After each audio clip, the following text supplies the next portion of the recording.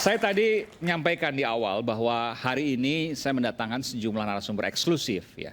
Di antaranya adalah klub motor atau yang sering disebut dengan geng motor tapi sekarang menyebutkan sebagai ormas ya. Tadi ada XTC, lalu kemudian ini Moonraker, kemudian juga ada Ayah Peggy, dan juga tidak ketinggalan adalah pengacara Vina yang sejak awal menangani kasus ini di 2016, Bung Yosi. Bung Yosi, Anda bisa cerita, tadi saya sudah angkat sejumlah fakta yang kemudian disampaikan oleh Pak Anton Carlyan, Inspektur Jenderal Polisi Purnawirawan, yang merupakan Kapolda Jawa Barat pada saat kejadian ya, beberapa bulan setelah kejadian. Saya ingin tanya, apa yang terjadi pada waktu itu dan kemudian kenapa Anda tiba-tiba selesai lalu kemudian sekarang Vina ada pengacara yang lain? Silakan. Oke, terima kasih Bang Iman. Saya mendapat kuasa dari dua keluarga korban itu di tanggal 19 September 2016. Oke. Saat itu para tersangka yang saat itu Boleh tersangka lebih dekat ya. lagi? Saat itu mereka para tersangka yang saat itu sudah pelimpahan di Polda Jabar. Di Polres Kota itu hanya 3 hari mereka. Hanya 3 hari. Tadi sudah disampaikan oleh Pak Anton, kenapa ke Polda Jabar? Karena korbannya adalah anak dari seorang anggota polisi, Pak Betul. Rudiana ya. Betul. Oke. Waktu tanda tangan kuasa dua keluarga korban itu tanggal 21 apa tanggal 22 saya hadir di gelar perkara di Polda, Bang. Di Polda saat itu. Terus nggak lama September gelar perkara dan saya hadir dalam sidang-sidang mereka, Bang. Ya. Ya, di 2017. Mulai sidang kalau nggak salah 2017 deh. Ada jejak digital saya di situ, Bang. Ada berapa jejak digital. Apa yang terjadi pada waktu itu? Bahwa tadi Pak Anton katakan nggak pernah ada terdengar misalnya ada anak pejabat tinggi, apakah kepala daerah, apakah kepolisian, tidak pernah ada waktu itu? Tidak pernah ada sama sekali, Bang. Oke, baru sekarang ini nih pembiasan sekarang, informasi iya. ya. Oke. Lalu kemudian apakah pada waktu itu ada dalam tanda kutip nih rekayasa dari penyelidikan dan penyidikannya misalnya? Apakah muncul pada waktu itu isu-isu tersebut? Tidak ada, Bang. Saya melihat kerja polisi itu penyidik, saya lihat baik, Bang. Karena emang ini kasus pembunuhan, Bang. Kalau taruhlah misalnya polisi ini bermain, kan dia melewati step jaksa itu kan. Melewati step jaksa P21 kan kalau misalkan tidak ada bukti-bukti tidak kuat pasti ditolak, Bang. Dan di semua pengadilan terbukti dengan hukuman yang tidak berkurang 1 hari pun. Betul, Bang. Semuanya hukuman seumur hidup dan 7 seumur kecuali hidup yang dan satu yang di bawah umur itu 8 di bawah tahun. umur. Betul. Jadi itu yang kemudian Anda temui. Jadi tidak ada yang janggal pada waktu itu. Sama sekali tidak ada. Bahwa dikatakan ini sebenarnya kecelakaan biasa lalu kemudian karena ayah korban seorang polisi, maka diambillah data-data yang kemudian berbeda dan memaksakan. Bagaimana Anda menjawab itu? Saya tidak melihat itu, Bang. Proses hukum acara pidananya berjalan dengan baik kok. Yang saya lihat saat itu, Bang ya. Karena kan saya membuat legal opinion. Saya membuat permohonan untuk dilakukannya rekonstruksi. Oke, baik. Itu pada waktu itu. Betul. Sampai sekarang kenapa Anda nggak mendampingi lagi? Tiba-tiba ada pengacara yang lain. Itu boleh jelaskan? Nah itu saya bingung juga. Ini kan betul, vonis sudah ingkrah, Bang. Iya. Iya, tetapi kan kalau kasus ini masih bergulir berarti saya masih kuasanya dong. Betul. Nah kemarin saya juga melihat di YouTube dari keluarga Vina itu tidak mengakui ada kuasa hukum di situ. Makanya saya bingung. Saat itu bapaknya yang tanda tangan kuasa loh, Bang. Pak Rudiana. Bukan, bapaknya Vina. Oh, Bapak Vina, oke, Iya, baik. sama bapaknya Eki itu. Anda penasihat hukum dari Vina ya, bukan Eki ya? Kedua-duanya, Bang. Oh, kedua-duanya. Kedua-duanya. Oke. Saya pegang semua, Bang. Oke. Saat itu bapaknya Vina langsung tanda tangan kuasa. Bersama Pak Rudiana itu bapaknya Eki. Saya ingat di rumah makan di kompleks Ah, ini menarik nih. Anda kan penasihat hukum Pak Rudiana juga. Betul, Bang. Memang pada waktu itu ada offside dari Pak Rudiana yang melakukan penyidikan sendiri. Tidak, Bang. Tidak. Anda berkata jujur nih ya, betul. Iya, ya? saya Dari melihat. mana Anda bisa mengatakan itu? Gini, Bang. Kan di situ kan bapaknya Eki itu kan sebagai pelapor.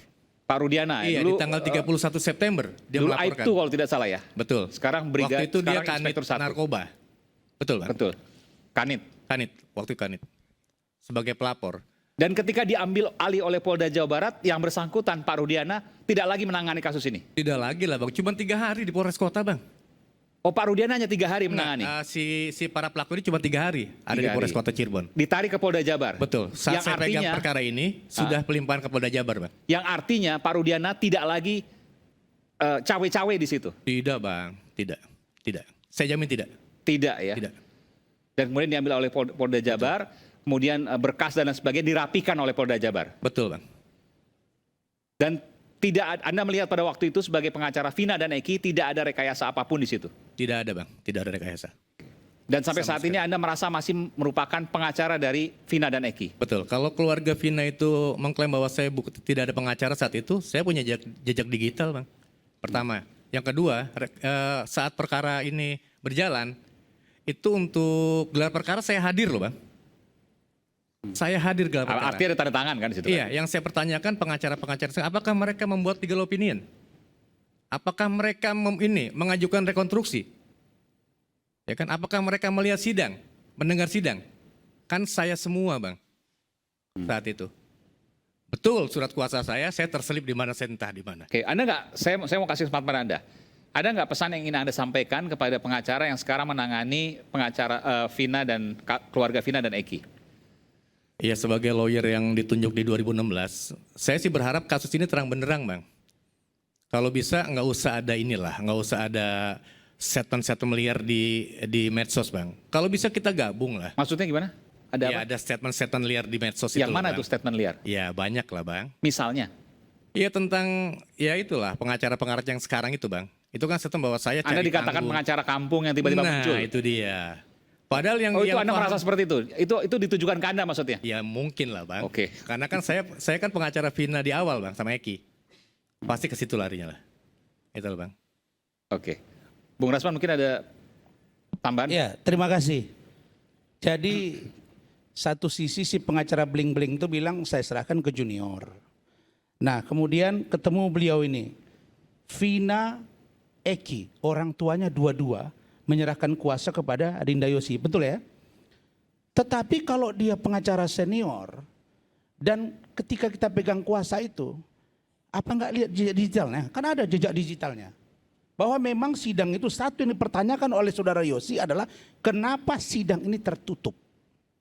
Harusnya terbuka. Karena ini pembunuhan, betul ya? Betul Bang. Nah, itu salah satu upaya beliau. Tapi hakim mengatakan pada waktu itu tertutup. Tidak tahu pertimbangannya apa. Makanya kita lihat, kalau ada persoalan ini muncul sekarang, jangan ke polisi terus ujuk-ujuk diserang. Ini ibarat koki, kita mau masak kue, yang masak kue itu koki ini, kita gebuki rame-rame nggak jadi kuenya. Jadi dorong polisi untuk mengungkap kasus ini. Kalaupun ada audit investigatif, polisi, jaksa, hakim. Salurannya ada, polisi propam, jaksa komisi kejaksaan, hakim komisi yudisial, ada semua. Instrumen ini telah berjalan dengan baik. Nah jadi masa ada satu pengacara, dia bilang saya menolak penjelasan atau rilis dari Dirkrimum. Sebentar. Saya harus adil juga nih, karena maksudnya mungkin Bung Hotman ya. Iya. Kan apa yang disampaikan masuk logika. Iya. Bahwa 5 terpidana dari kasus Eki dan Vina ini itu menolak bahwa mereka tidak mengenal Vina, tidak mengenal Peggy Setiawan. Itu kan kalau secara logika tentu diterima. Penjelasan si Hotman tadi bukan begitu. Dia mengatakan 5 mengatakan bahwa itu bukan Peggy. Kan begitu kalimatnya. Hanya satu yang mengatakan Peggy. Pertanyaan saya, ini bukan one faith, one man, one food, one value. Bukan. Ini bukan pemilihan. Kalau ada 5 orang yang secara sengaja berbohong untuk menutupi keterangan yang satu yang benar, ya kalah yang satu itu. Maka pertimbangan hakim ketika di persidangan pasti terang benderang 3 bulan minimal. Ya. Maka saya lihat ini ada by design dugaan kita ya. Satu, ada dugaan oknum pengacara berinisial JN untuk diperiksa. Karena ini yang kita duga menyuruh merubah keterangan ini BAP. dari yang tadinya mereka akui menjadi berubah. Sehingga kita gaduh seperti ini semua. Yang kedua, hakim. Hakim kan menilai dalam proses persidangan itu. Nah sehingga ini perlu diaudit. Tetapi hakim kan melihat bahwa ada fakta persidangan, mereka bacakan dan diputuskan. Dan mereka menerima menjalani hukuman itu semua. Loh sekarang ada yang bilang, katakan pengacaranya, dari pengacaranya Saka. Itu Bu Titin. Bu Titin itu menurut pengakuan saudara Yosi kepada saya, dia itu melakukan upaya hukum karena keberatan dengan 8 tahun putusan. Bukan salah tangkap. Ingat ya, bukan salah tangkap. Nah sekarang kok bilangnya salah tangkap. Nah jadi kita ini sekarang jadi rame begini. Satu, ada oknum pengacara yang kita duga. Yang kedua, pelakunya ini kita duga, para tersangka ini, mereka ini ada yang bilang 3 dapat DPO, ada yang bilang 5, ada yang bilang 2, ada yang bilang 1. Ini keterangan ini semua adalah data yang saya terima. Sehingga mereka membuat kita jadi seperti ini.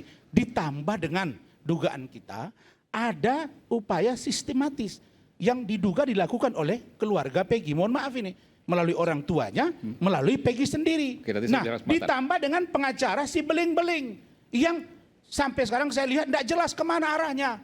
Misalnya, saya menolak kalau 5 terus kalah yang 1, di mana logika hukumnya? Katanya senior. Maksud saya mohon, kalau bisa dalam perdebatan-perdebatan begini, mbok datanglah dia.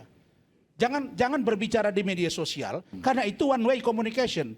Tapi kalau kita diskusi begini, kelihatan maksud saya apa? Saya dibully netizen, enggak apa-apa. Anda siap untuk berdebat? Yang penting bagi saya adalah jelas siapa pelakunya.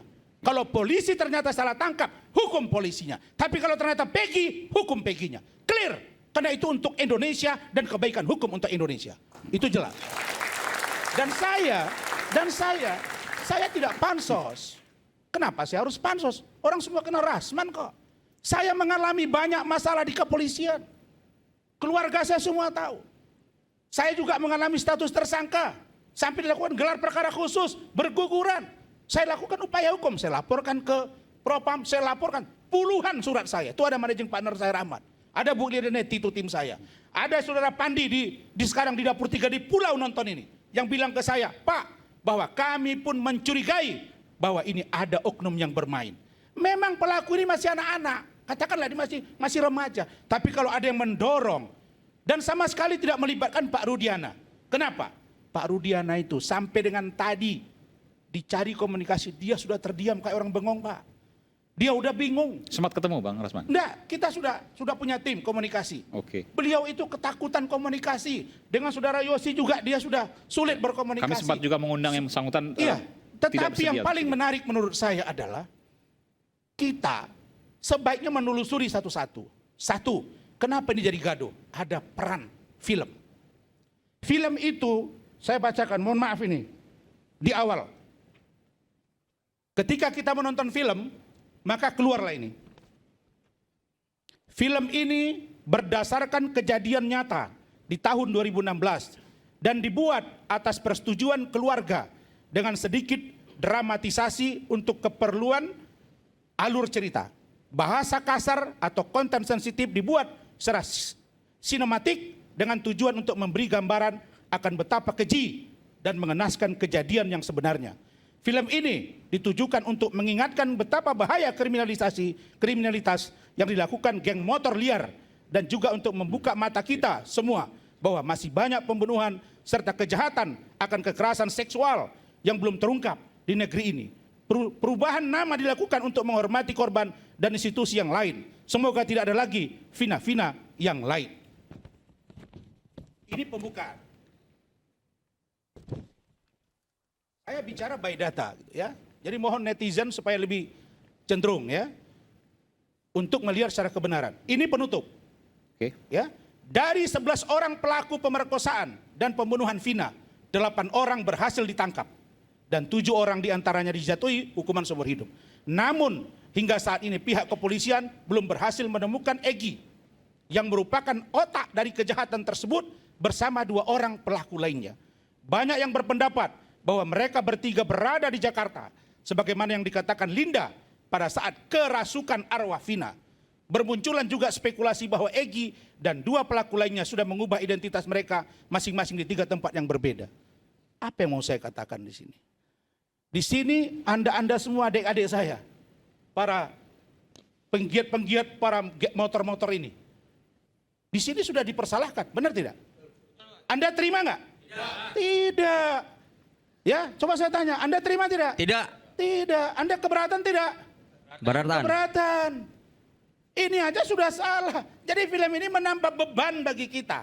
Yang kedua, dia mengatakan bahwa di sini ada aktor. Ada aktor yang bernama merupakan otak dan ini yang bernama Egy. Egy atau Peggy atau apa? Kok dia menyebut ada aktor? Ini kan film, terus dijadikan rujukan, jadi gaduh sekarang, lalu kemudian kerasukan arwah.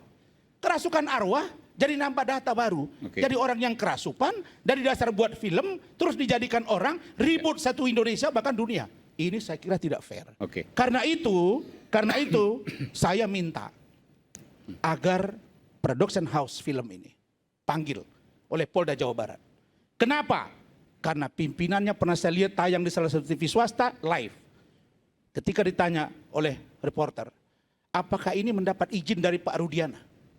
Jawabnya tidak mendapat izin dari Pak Rudiana. Apa pentingnya itu? Loh, kan anaknya Eki. Bagaimana memerankan orang, dua manusia yang meninggal, kok Vina saja yang diungkap? Kan yang meninggal dua. Satu Vina, satu Eki. Di sini kok Vina. Terus Eki berikutnya boleh mati. Jangan gitu dong. Anda sekarang sudah 3 juta lebih saya dapat informasi kalau benar itu penontonnya kali 40 ribu, ratusan miliar. Apa yang Anda buat untuk keluarga Eki dan Vina dalam kasus ini? Saya minta agar polisi mengusut ini. Oke, Ini baik. serius. Ini kan udah ada laporannya. Nanti kita tunggu Bukan, prosesnya. maksud saya supaya ini lebih diseriusin. Ya. Lalu kemudian pengacaranya sekarang minta tolong Bapak Presiden turun tangan untuk bantu Vina. Kok nggak sama dengan Eki? Minta tolong juga dong dengan Eki. Oke. Supaya Eki dan Vina tenang arwahnya di sana. Dua korban manusia karena kekejaman. Ini jelas film ini tambah dengan dugaan. Jangan-jangan ya. Jangan-jangan PH, produser, sutradara, keluarga melakukan sikap seperti ini sehingga kita gaduh gara-gara film dan perbuatan mereka. Yang patut saya duga untuk disidik dilakukan proses lebih lanjut. Oke. Terima Ya, kasih. tentu.